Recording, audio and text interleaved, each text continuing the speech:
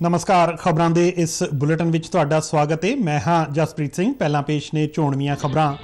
कांग्रेस नेता अते पंजाब दे साबका खजाना मंत्री मनप्रीत सिंह बादल भारतीय जनता पार्टी विच शामिल।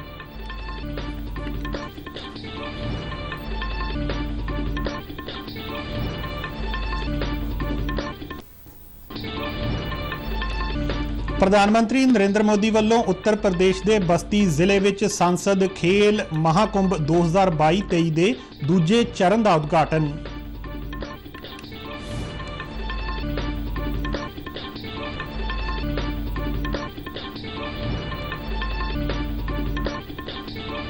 चोण कमिशन वालों मेघालय, नागालैंड और त्रिपुरा विधान सभा चोणां दीआं तरीकां दा ऐलान। त्रिपुरा विच 16 फरवरी नूं अते मेघालय ते नागालैंड विच 27 फरवरी नूं पैणगीआं वोटां दी गिणती 2 मार्च नूं। पंजाब दे लोक उसारी मंत्री वालों उसारी कारजां दी गुणवत्ता परख लई पटियाला स्थित खोज लैबोरेटरी तो मटीरीअल दे टैसट कराउण दे निर्देश जारी। हैदराबाद विच एक दिना क्रिकेट मैच दौरान भारत ने न्यूजीलैंड सामने जित लई 350 दौड़ां दा टीचा रखिया। हाकी विश्व कप मुकाबले विच भलके भारत दा मुकाबला वेल्स नाल। ते हुण खबरां विस्तार नाल। कांग्रेस नेता ते पंजाब दे साबका खजाना मंत्री मनप्रीत सिंह बादल भारतीय जनता पार्टी विच शामिल हो गए ने। नवीं दिल्ली स्थित भाजपा दे मुख दफ्तर विच केंद्रीय मंत्री पीयूष गोयल दी मौजूदगी विच उन्हां नूं पार्टी विच शामिल कीता गया। इस मौके ते भारतीय जनता पार्टी दे कौमी जनरल सकत्तर तरुण चुग भी हाज़र सन। इस तो पहला मनप्रीत सिंह बादल कांग्रेस विच सन अते 2010 विच उन्हां ने अपनी पीपल्स पार्टी ऑफ पंजाब भी बनाई सी अते उस तो पहला वो श्रोमणी अकाली दल विच सन। मनप्रीत बादल 5 वार विधायक रह चुके ने अते 2 वार पंजाब दे खजाना मंत्री रहे ने। उन्हां ने पंजाब विच 9 बजट पेश कीते ने। भारतीय जनता पार्टी नाल जुड़न समय उन्हां वल्लों दिल्ली विच एक पत्रकार कॉन्फ्रेंस नूं संबोधन किया गया। इस मौके मनप्रीत सिंह बादल ने कहा कि वो पंजाब दे हालात बारे फिक्रमंद रहिंदे ने जिसदा जल्द ही कोई हल होना चाहिदा है। उन्हां कहा कि गृह मंत्री अमित शाह ने उन्हां नूं भरोसा दिवाया है कि वो पंजाब नूं अपने हाल ते नहीं छड्डणगे बल्कि इस नूं सवारणगे अते सजाउणगे। इसलिए वो एक आस अते उम्मीद लैके भाजपा विच शामिल होए ने। पंजाब को अपने हाल पे नहीं छोड़ेंगे। हम पंजाब को संवारेंगे, हम इसको सुधारेंगे और पंजाब का जो वकार है उसको एक बार फिर बहाल करना है। और ये बात जो है ये मुझे छू गई।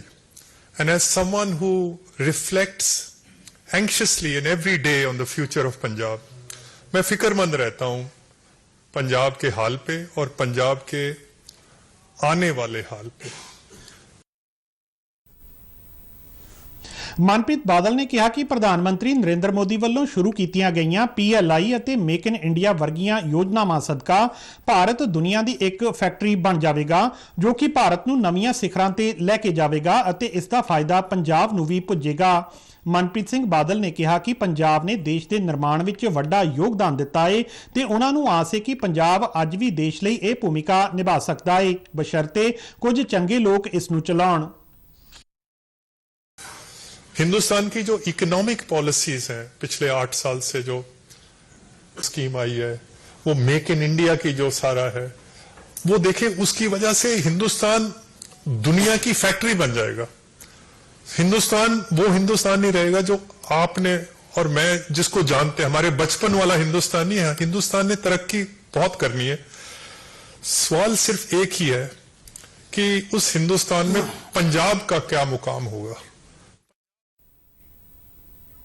पंजाब विच कांग्रेस पार्टी का जिक्र करदिआं उन्हां कहा कि कांग्रेस पार्टी अंदरूनी जंग अते धड़ेबंदी का शिकार है। इस पत्रकार कॉन्फ्रेंस नूं संबोधन करदिआं केंद्रीय मंत्री पीयूष गोयल ने भाजपा वल्लों मनप्रीत बादल का पार्टी विच आउण ते स्वागत किया। उन्हां कहा कि यकीन है कि मनप्रीत बादल दे पार्टी विच आउण नाल पंजाब अते पूरे देश विच पार्टी नूं मजबूती मिलेगी। उन्हां कहा कि प्रधानमंत्री वल्लों पिछले 8 सालां विच सिख भाईचारे लई कई तरह के उपराले कीते गए ने। जो मोदी जी का आउटरीच रहा है और जिस प्रकार से आत्मीयता का संबंध रहा है सिख समाज से, उसमें आपके आने से माननीय मनप्रीत सिंह बादल जी, मैं समझता हूं और नजदीकी आएगी सब पंजाब में और देश भर और दुनिया भर के सिखों के बीच में, हमारे बीच में।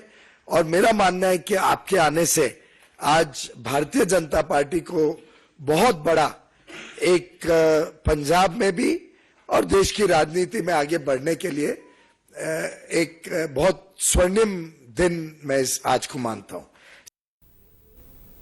ਜ਼ਿਕਰਯੋਗ ਹੈ ਕਿ ਇਸ ਤੋਂ ਪਹਿਲਾਂ ਸਾਬਕਾ ਮੁੱਖ ਮੰਤਰੀ ਕੈਪਟਨ ਅਮਰਿੰਦਰ ਸਿੰਘ ਅਤੇ ਪੰਜਾਬ ਕਾਂਗਰਸ ਦੇ ਸਾਬਕਾ ਪ੍ਰਧਾਨ ਸੁਨੀਲ ਜਾਖੜ ਵੀ ਕਾਂਗਰਸ ਨੂੰ ਅਲਵਿਦਾ ਕਹਿ ਕੇ ਭਾਰਤੀ ਜਨਤਾ ਪਾਰਟੀ ਵਿੱਚ ਸ਼ਾਮਲ ਹੋ ਗਏ ਸਨ। ਪ੍ਰਧਾਨ ਮੰਤਰੀ ਨਰਿੰਦਰ ਮੋਦੀ ਨੇ ਅੱਜ ਵੀਡੀਓ ਕਾਨਫਰੰਸਿੰਗ ਰਾਹੀਂ ਉੱਤਰ ਪ੍ਰਦੇਸ਼ ਦੇ ਬਸਤੀ ਜ਼ਿਲ੍ਹੇ ਵਿੱਚ ਸੰਸਦ ਖੇਲ ਮਹਾਕੁੰਭ 2022-23 ਦੇ ਦੂਜੇ ਚਰਨ ਦਾ ਉਦਘਾਟਨ ਕੀਤਾ। ਇਸ ਖੇਲ ਮਹਾਕੁੰਭ ਵਿੱਚ ਕੁਸ਼ਤੀ, ਕਬੱਡੀ, ਖੋ-ਖੋ, ਬਾਸਕਟਬਾਲ, ਫੁੱਟਬਾਲ, ਹਾਕੀ, ਸ਼ਤਰੰਜ, ਕੈਰਮ, ਬੈਡਮਿੰਟਨ, ਟੇਬਲ ਟੈਨਿਸ ਵਰਗੀਆਂ ਇਨਡੋਰ ਅਤੇ ਆਊਟਡੋਰ ਦੋਹਾਂ ਤਰ੍ਹਾਂ ਦੇ ਖੇਡ ਮੁਕਾਬਲੇ ਆਯੋਜਿਤ ਕੀਤੇ ਜਾਂਦੇ ਨੇ। ਇਹ ਇੱਕ ਅਨੋਖੀ ਪਹਿਲ ਹੈ ਜੋ ਜ਼ਿਲ੍ਹਾ, ਬਸਤੀ ਅਤੇ ਆਸ-ਪਾਸ ਦੇ ਖੇਤਰਾਂ ਦੇ ਨੌਜਵਾਨਾਂ ਨੂੰ ਆਪਣੀ ਖੇਡ ਮੁਹਾਰਤ ਦਿਖਾਉਣ ਦਾ ਮੌਕਾ ਅਤੇ ਮੰਚ ਦੇ ਰਹੀ ਹੈ ਅਤੇ ਨਾਲ ਹੀ ਨੌਜਵਾਨਾਂ ਵਿੱਚ ਅਨੁਸ਼ਾਸਨ ਅਤੇ ਟੀਮ ਵਰਕ ਅਤੇ ਰਾਸ਼ਟਰਵਾਦ ਵਰਗੀਆਂ ਭਾਵਨਾਵਾਂ ਪੈਦਾ ਕਰਨ ਦਾ ਵੀ ਯਤਨ ਕਰ ਰਹੀ ਹੈ। ਇਸ ਮੌਕੇ ਤੇ ਸੰਬੋਧਨ ਕਰਦਿਆਂ ਪ੍ਰਧਾਨ ਮੰਤਰੀ ਨਰਿੰਦਰ ਮੋਦੀ ਨੇ ਕਿਹਾ ਕਿ ਇੱਕ ਖਿਡਾਰੀ ਲਈ ਉਸ ਦੀ ਖੇਡ ਇੱਕ ਸਾਧਨਾ ਅਤੇ ਤਪੱਸਿਆ ਹੈ। ये हमारी बस्ती महर्षि वशिष्ठ की पावन धरती है।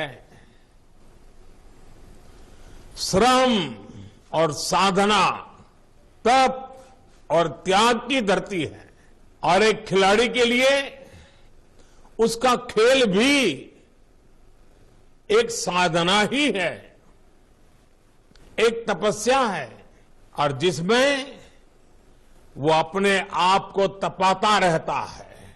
और सफल खिलाड़ी का फोकस भी बहुत सटीक होता है और तब जाकर ਚੋਣ ਕਮਿਸ਼ਨ ਨੇ ਮੇਘਾਲਿਆ, ਨਾਗਾਲੈਂਡ ਅਤੇ ਤ੍ਰਿਪੁਰਾ ਵਿਧਾਨ ਸਭਾ ਚੋਣਾਂ ਦੀਆਂ ਤਰੀਕਾਂ ਦਾ ਐਲਾਨ ਕਰ ਦਿੱਤਾ ਹੈ।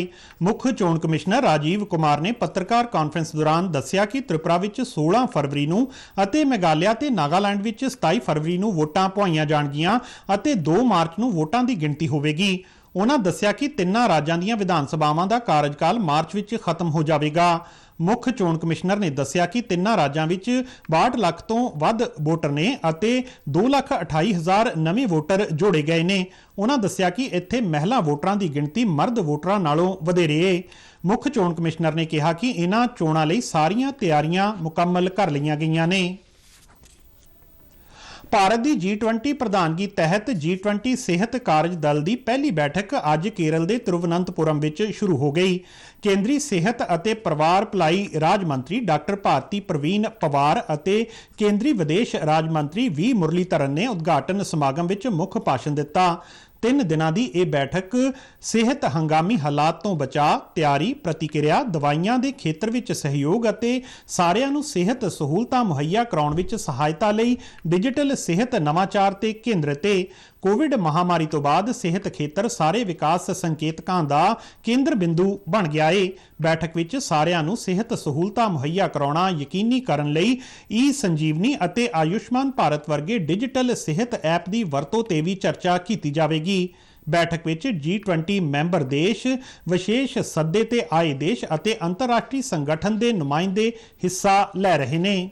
ਕੌਮਾਂਤਰੀ ਸਰਹੱਦ ਤੇ BSF ਦੇ ਸੈਕਟਰ ਗੁਰਦਾਸਪੁਰ ਦੀ 58 ਬਟਾਲੀਅਨ BPO ਠਾਕੁਰਪੁਰ ਦੇ ਜਵਾਨਾਂ ਨੇ ਪਿੰਡ ਉੱਚਾ ਟਿਕਾਲਾ ਵਿੱਚ ਪਾਕਿਸਤਾਨੀ ਡਰੋਨ ਤੇ ਫਾਇਰਿੰਗ ਕਰਕੇ 4 ਪਿਸਤੌਲ, 8 ਮੈਗਜ਼ੀਨ ਤੇ 47 ਰਾਉਂਡ ਬਰਾਮਦ ਕੀਤੇ।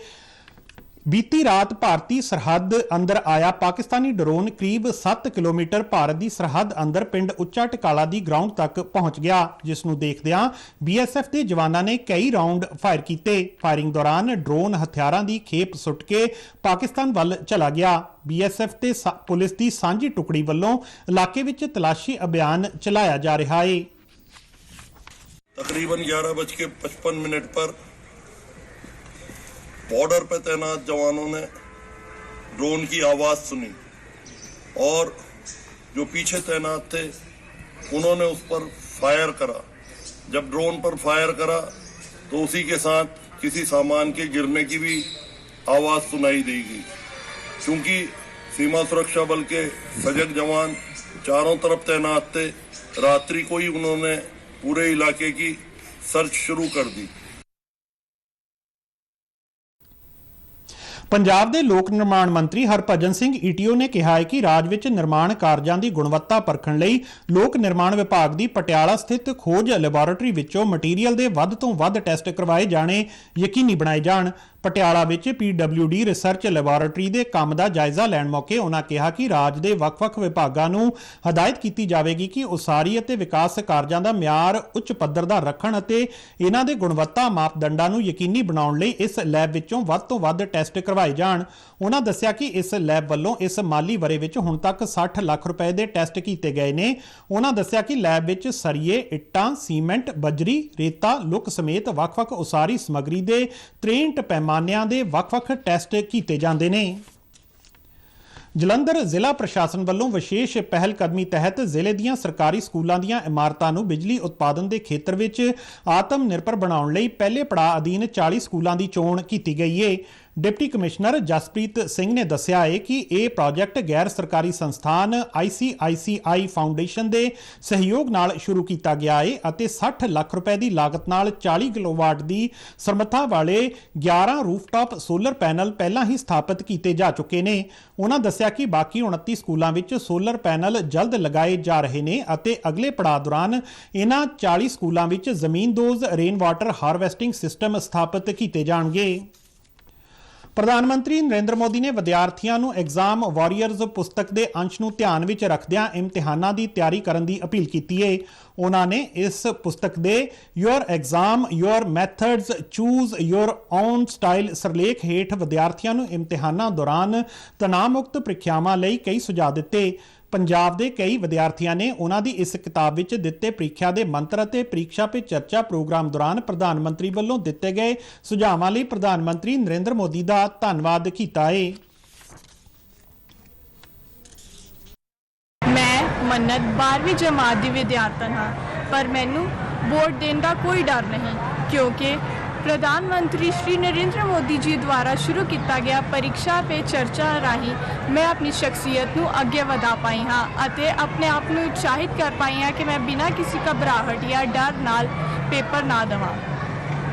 ਇਹ ਅੰਦੋਲਨ ਸਿਰਫ ਨਰਿੰਦਰ ਮੋਦੀ ਜੀ ਹੀ ਨਹੀਂ ਬਲਕਿ ਨਰਿੰਦਰ ਮੋਦੀ ਜੀ ਆਪ ਵਿਦਿਆਰਥੀਆਂ, ਅਧਿਆਪਕਾਂ, ਮਾਪਿਆਂ ਅਤੇ ਸਮਾਜ ਨੂੰ ਇੱਕ ਅਜਿਹੇ ਅੰਦੋਲਨ ਨਾਲ ਜੋੜਦਾ ਹੈ ਜੋ ਯਤਨ ਕਰਦਾ ਹੈ ਬੱਚੇ ਬਿਨਾਂ ਕਿਸੇ ਘਬਰਾਹਟ ਜਾਂ ਡਰ ਬਿਨਾਂ ਪੇਪਰ ਦੇ ਸਕਣ। ਮੇਰਾ ਆਪਣਾ ਐਕਸਪੀਰੀਅੰਸ ਹੈ, ਜਦ ਮੈਂ ਬੋਰਡ ਦੀ ਪ੍ਰੀਖਿਆ ਦੇਣ ਜਾਣਾ ਸੀ ਮੈਂ ਬਹੁਤ ਡਰਿਆ ਅਤੇ ਸਹਿਮਿਆ ਹੋਇਆ ਸੀ, ਪਰ ਹੁਣ ਮੈਨੂੰ ਇਹ ਡਰ ਨਹੀਂ ਲੱਗ ਰਿਹਾ। ਇਹ ਸਭ ਕੁਝ ਪ੍ਰਧਾਨ ਮੰਤਰੀ ਦੀ ਮਦਦ ਨਾਲ ਹੋਇਆ ਹੈ। ਉਹਨਾਂ ਦੀ ਬੁੱਕ ਐਗਜ਼ਾਮ ਵਾਰੀਅਰ ਜੋ ਕਿ ਮੈਂ ਪੜ੍ਹੀ ਅਤੇ ਹੁਣ ਮੈਂ ਉਹਨਾਂ ਦੇ ਇਸ ਉਪਰਾਲੇ ਦਾ ਬਹੁਤ ਧੰਨਵਾਦੀ ਹਾਂ। ਮੈਂ ਹਰਸਿਮਰਨਪ੍ਰੀਤ ਸਿੰਘ ਜਮਾਤ 12ਵੀਂ ਦਾ ਵਿਦਿਆਰਥੀ ਹਾਂ। ਮੈਂ ਇੱਥੇ ਪ੍ਰੀਖਿਆ ਪੇ ਚਰਚਾ ਮੁਹਿੰਮ ਜੋ ਕਿ ਪ੍ਰਧਾਨ ਮੰਤਰੀ ਸ਼੍ਰੀ ਨਰਿੰਦਰ ਮੋਦੀ ਜੀ ਦੀ ਇੱਕ ਬਹੁਤ ਹੀ ਵਧੀਆ ਮੁਹਿੰਮ ਹੈ ਉਸ ਬਾਰੇ ਚਾਨਣਾ ਪਾਉਣ ਆਇਆ ਹਾਂ। ਇਹ ਮੁਹਿੰਮ ਵਿਦਿਆਰਥੀਆਂ, ਮਾਤਾ ਪਿਤਾ ਅਤੇ ਅਧਿਆਪਕਾਂ ਸਾਰਿਆਂ ਲਈ ਬਹੁਤ ਹੀ ਫਾਇਦੇਮੰਦ ਹੈ। ਇਸ ਨਾਲ ਤਣਾਅ ਮੁਕਤ ਭਾਰਤ ਨੂੰ ਬਣਾਇਆ ਜਾਵੇਗਾ ਜੋ ਕਿ ਪ੍ਰੀਖਿਆਵਾਂ ਕਰਕੇ ਅੱਜ ਕੱਲ੍ਹ ਵਿਦਿਆਰਥੀਆਂ ਲਈ ਬਹੁਤ ਵੱਡੀ ਸਮੱਸਿਆ ਹੈ। ਮੈਂ ਆਪ 10ਵੀਂ ਦੇ ਬੋਰਡ ਪੇਪਰਾਂ ਵੇਲੇ ਬਹੁਤ ਹੀ ਜ਼ਿਆਦਾ ਤਣਾਅ ਵਿੱਚ ਸੀ, ਪਰ ਪ੍ਰੀਖਿਆ ਪੇ ਚਰਚਾ ਮੁਹਿੰਮ ਦੇ ਕਾਰਨ ਹੀ ਮੈਂ ਉਸ ਤਣਾਅ ਤੋਂ ਬਾਹਰ ਆ ਪਾਇਆ। ਮੈਂ ਸਾਰਿਆਂ ਨੂੰ ਇਹ ਬੇਨਤੀ ਕਰੂੰਗਾ ਕਿ ਸਭ ਪ੍ਰੀਖਿਆ ਪੇ ਚਰਚਾ ਮੁਹਿੰਮ ਨਾਲ ਜੁੜਨ ਜੋ ਕਿ 27 ਜਨਵਰੀ ਨੂੰ ਆਨਲਾਈਨ ਟੈਸਟ ਰਾਹੀਂ ਕੀਤੀ ਜਾਵੇਗੀ ਅਤੇ 15.7 ਲੱਖ ਭਾਗੀਆਂ ਨੇ ਇਸ ਵਿੱਚ ਹਿੱਸਾ ਲਿਆ ਹੈ। ਪ੍ਰਧਾਨ ਮੰਤਰੀ ਨਰਿੰਦਰ ਮੋਦੀ ਦੇ ਮਨ ਕੀ ਬਾਤ ਪ੍ਰੋਗਰਾਮ ਦੀ 100ਵੀਂ ਕੜੀ ਦਾ ਲੋਗੋ ਡਿਜ਼ਾਈਨ ਕਰਨ ਲਈ ਅਰਜ਼ੀਆਂ ਮੰਗੀਆਂ ਗਈਆਂ ਨੇ। ਇਸ ਵਰੇ ਅਪ੍ਰੈਲ ਵਿੱਚ ਇਸ ਪ੍ਰੋਗਰਾਮ ਦੀ 100ਵੀਂ ਕੜੀ ਪ੍ਰਸਾਰਿਤ ਕੀਤੀ ਜਾਵੇਗੀ। ਮਨ ਕੀ ਬਾਤ ਦੇ 100ਵੇਂ ਐਪੀਸੋਡ ਦੇ ਲੋਗੋ ਲਈ ਆਕਾਸ਼ਵਾਣੀ ਨੇ ਡਿਜ਼ਾਈਨ ਦੀ ਮੰਗ ਕੀਤੀ ਹੈ। ਇਸ ਦਾ ਡਿਜ਼ਾਈਨ ਆਕਰਸ਼ਿਤ ਹੋਣਾ ਚਾਹੀਦਾ ਹੈ। ਸਰਵਸ਼੍ਰੇਸ਼ਠ ਲੋਗੋ ਡਿਜ਼ਾਈਨ ਕਰਨ ਵਾਲੇ ਨੂੰ 1 ਲੱਖ ਰੁਪਏ ਦਾ ਇਨਾਮ ਦੇਣ ਦਾ ਐਲਾਨ ਕੀਤਾ ਗਿਆ ਹੈ। 1 ਫਰਵਰੀ ਤੱਕ mygov.in ਪੋਰਟਲ ਰਾਹੀਂ ਅਰਜ਼ੀਆਂ ਜਮ੍ਹਾਂ ਕਰਵਾਈਆਂ ਜਾ ਸਕਦੀਆਂ ਨੇ। ਭਾਰਤ ਅਤੇ ਨਿਊਜ਼ੀਲੈਂਡ ਵਿਚਾਲੇ 3 ਇੱਕ-ਦਿਨਾਂ ਮੈਚਾਂ ਦੀ ਲੜੀ ਦਾ ਪਹਿਲਾ ਮੈਚ ਹੈਦਰਾਬਾਦ ਦੇ ਰਾਜੀਵ ਗਾਂਧੀ ਇੰਟਰਨੈਸ਼ਨਲ ਸਟੇਡੀਅਮ ਵਿੱਚ ਖੇਡਿਆ ਜਾ ਰਿਹਾ ਹੈ। ਟਾਸ ਜਿੱਤ ਕੇ ਪਹਿਲਾਂ ਬੱਲੇਬਾਜ਼ੀ ਕਰਦਿਆਂ ਭਾਰਤ ਨੇ ਮਿੱਥੇ 50 ਓਵਰਾਂ ਵਿੱਚ 8 ਖਿਡਾਰੀਆਂ ਪਿੱਛੇ ਸ਼ਾਨਦਾਰ 349 ਦੌੜਾਂ ਬਣਾਈਆਂ। ਭਾਰਤ ਵੱਲੋਂ ਸਭ ਤੋਂ ਵੱਧ ਸ਼ੁਭਮਨ ਗਿੱਲ ਨੇ 208 ਦੌੜਾਂ ਦਾ ਯੋਗਦਾਨ ਪਾਇਆ। ਰੋਹਿਤ ਸ਼ਰਮਾ 34, ਸੂਰਿਆ ਕੁਮਾਰ ਯਾਦਵ 31 ਅਤੇ ਹਾਰਦਿਕ ਪਾਂਡਿਆ 28 ਦੌੜਾਂ ਬਣਾ ਕੇ ਆਊਟ ਹੋਏ ਅਤੇ ਨਿਊਜ਼ੀਲੈਂਡ ਸਾਹਮਣੇ ਜਿੱਤ ਲਈ 350 ਦੌੜਾਂ ਦਾ ਟੀਚਾ ਰੱਖਿਆ। ਆਖਰੀ ਖਬਰਾਂ ਲਿਖੇ ਜਾਣ ਤੱਕ ਟੀਚੇ ਦਾ ਪਿੱਛਾ ਕਰਦਿਆਂ ਨਿਊਜ਼ੀਲੈਂਡ ਦੀ ਟੀਮ ਨੇ 10 ਓਵਰਾਂ ਵਿੱਚ ਇੱਕ ਖਿਡਾਰੀ ਪਿੱਛੇ 54 ਦੌੜਾਂ ਬਣਾ ਲਈਆਂ ਸਨ। ਹਾਕੀ ਵਿਸ਼ਵ ਕੱਪ ਮੁਕਾਬਲੇ ਵਿੱਚ ਭਲਕੇ ਭਾਰਤ ਦਾ ਮੁਕਾਬਲਾ ਵੇਲਜ਼ ਨਾਲ ਹੋਵੇਗਾ। ਭਲਕੇ ਕੁੱਲ 4 ਮੈਚ ਹੋਣਗੇ। ਅੱਜ ਟੀਮਾਂ ਲਈ ਆਰਾਮ ਦਾ ਦਿਨ ਨੇ। ਇਸ ਤੋਂ ਪਹਿਲਾਂ ਕੱਲ ਸ਼ਾਮ ਕੋਰੀਆ ਨੇ ਜਾਪਾਨ ਨੂੰ 2-1 ਨਾਲ ਹਰਾ ਦਿੱਤਾ, ਜਦਕਿ ਜਰਮਨੀ ਤੇ ਬੈਲਜੀਅਮ ਵਿਚਾਲੇ ਹੋਇਆ ਮੈਚ ਦੋਨੋਂ ਟੀਮਾਂ ਵੱਲੋਂ 2-2 ਗੋਲ ਕੀਤੇ ਜਾਣ ਤੋਂ ਬਾਅਦ ਬਰਾਬਰ ਰਿਹਾ। ਖਬਰਾਂ ਦੇ ਬੁਲੇਟਿਨ ਸਾਡੇ ਦਰਸ਼ਕ RNU DDK ਜਲੰਧਰ ਦੇ YouTube ਚੈਨਲ, Facebook ਪੇਜ ਅਤੇ Twitter ਹੈਂਡਲ ਤੇ ਵੀ ਦੇਖ ਸਕਦੇ ਨੇ। ਤੇ ਇਸ ਦੇ ਨਾਲ ਹੀ ਖਬਰਾਂ ਦਾ ਇਹ ਬੁਲੇਟਿਨ ਖਤਮ ਹੋਇਆ। ਇਜਾਜ਼ਤ ਦਿਓ। ਨਮਸਕਾਰ।